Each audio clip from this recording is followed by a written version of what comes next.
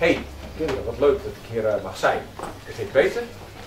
Ik ben op een school, dus vandaag ben ik geloof ik meester Peter. Ik ga jullie iets vertellen natuurlijk over de stijl. En natuurlijk over de papegaaienbuurt. De papegaaienbuurt hier in Drachten. Nou, daar staat 1917.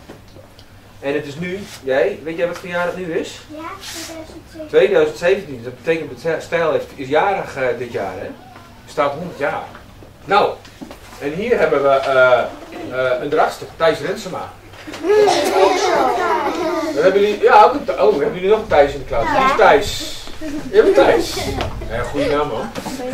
Ja. Die kwam daar Evert Rensema tegen. Nou, dit was zijn broer. Evert zei tegen hem, dat waren vrienden, die moet ook eens bij ons op visite komen, maar mijn broer schildert ook leuk. En die schilderde toen begon ook al een beetje modern te schilderen, maar die Van Doesburg heeft hem aangespoord om nog moderner te schilderen. Kijk eens, Thijs Rensema heeft op een gegeven moment, heeft hij met Van Doesburg, Van Doesburg heeft hem wat aanwijzingen gegeven en heeft hij dit schilderij gemaakt. Hij heeft afbeeldingen genomen en dit waren voetballers. Thijs Rensema ging heel graag bij VV Drachten kijken. Dus dan ging hij naar de voetballers kijken, ging hij schetsjes maken. En dan ging hij die voetballers steeds eenvoudiger maken, omzet in hoeken, in 3 hoekjes. En toen heeft hij de voetballers van gemaakt.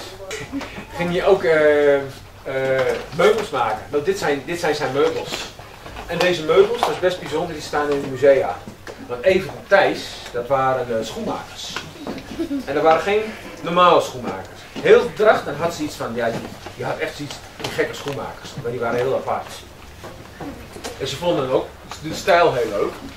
En ze hadden een schoenmakerij, hadden ze op de kade. En hoe weet je nou dat dit een schoenmakerij is? Hoe weet je nou dat het eruit ziet? Nou ja, dan denk ik maar, waar is dit nagemaakt? Heeft iemand een idee waar dit staat? Nooit iemand eerder gezien? Jij? In het museum. Nou, heel goed man. Jij weet het. Kijk, dit is hun huiskamer. Ook hier op de foto zie je dat het een beetje oranje gelijk komt door de foto door het slechte licht. Maar je zag ook dat ze heel graag schilderden. Ze waren constant bezig met schilderen. De papegaaienbuurt. Maar de mensen toen die kleuren erop kwamen, vonden de mensen het echt veel te modern. Toen heeft Van Doesburg deze tekeningen gekregen. Die ging op deze manier, die ramen allemaal inkleuren. Nou, en dan zag je in dit boek.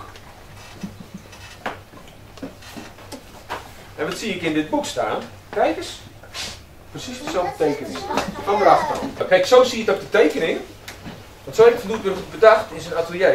En doe de volgende maar. En zo is het in het echt. Nou, zo rijden jullie er vast, fietsen jullie er vast wel eens langs, gaan jullie er vast met de auto wel eens langs. Bus. Laat met de zwembus zijn jullie nog langs geweest, dat stelde meester Peter mij. En nou ja, zo ziet het er dus uit. Dit is een tekening van de binnenkant, want dit zijn onze plafonds. Dit zijn de plafonds van 2 huizen. Ik heb even mijn handen ervoor. Dit zijn 4 kamers, dit is een klein kamertje voor. Dit is de overloop, dit is een achterkamertje en dit zijn 2 slaapkamers. Dus iedere ochtend als ik wakker word, dan zie ik deze kamer, zie ik deze kleuren. Nou, net als met de trap. Zo heeft Theo van Doesburg de trap ontworpen. In deze kleuren, op papier. Het lijkt nu bijna al een schilderij, vinden jullie ook niet? Maar in het echt is de trap omgevormd tot een kunstwerk. Volgende foto maar, Christian. Kijk eens. Zo ziet mijn trap er in het echt uit. Dit is de voorkamer en de achterkamer.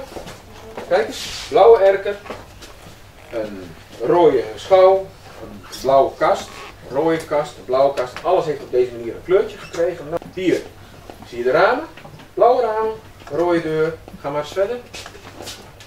Tadaa, rode deur, blauwe ramen.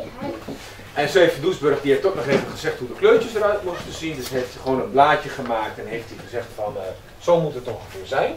Nou, zo ziet het aan de buitenkant. Oh, ik heb nog wel mooie foto's aan de buitenkant eigenlijk. Nou, hier heb je weer zo'n tekening. En verder aan de binnenkant, dat Van Doesburg ook allemaal kleuren van de binnenkant gemaakt heeft. Nou, dit is de vloer van onze keuken.